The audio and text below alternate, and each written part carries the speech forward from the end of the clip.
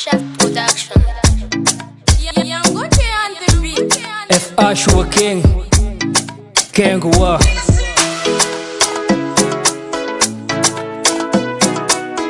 So don't know. Oh baby, anjua no tena masapa wedisho mifuna mangana zafadi sinete na niko nangabwako fuvata no tumangisha nanju nitiko vo napizaliko nigafiko simba nitini ukefunga no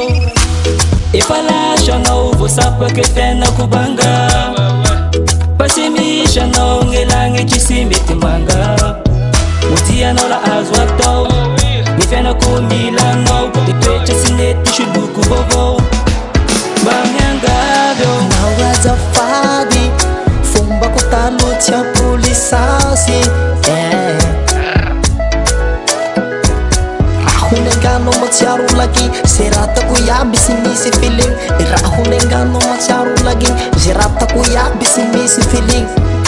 mari nafa ampela solo ampela rahunengano gya maciaru tavela no maciaru lagi serata ko ya bisimisi feeling Ashua King, please I'm sorry my pepe Pami puti fa misali nge bande Mila ufaki tumang La shencha matati tinge fita zaye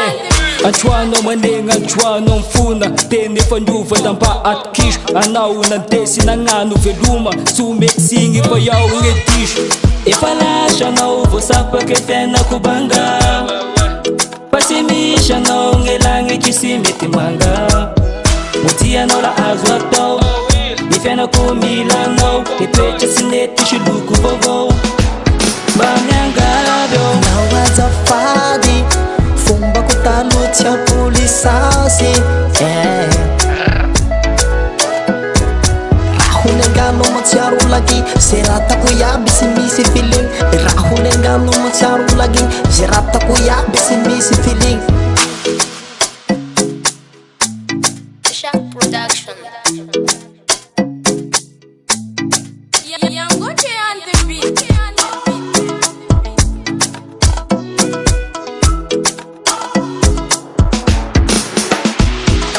nawaza fadi fumba kutalo tia polisasi rahunengano maciaru lagi serata ku ya bisimisi feeling rahunengano maciaru lagi serata ku ya bisimisi feeling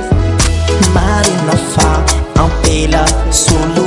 ampela rahunengano gya maciaru tavela rahunengano maciaru lagi serata ku ya bisimisi feeling Chef Production.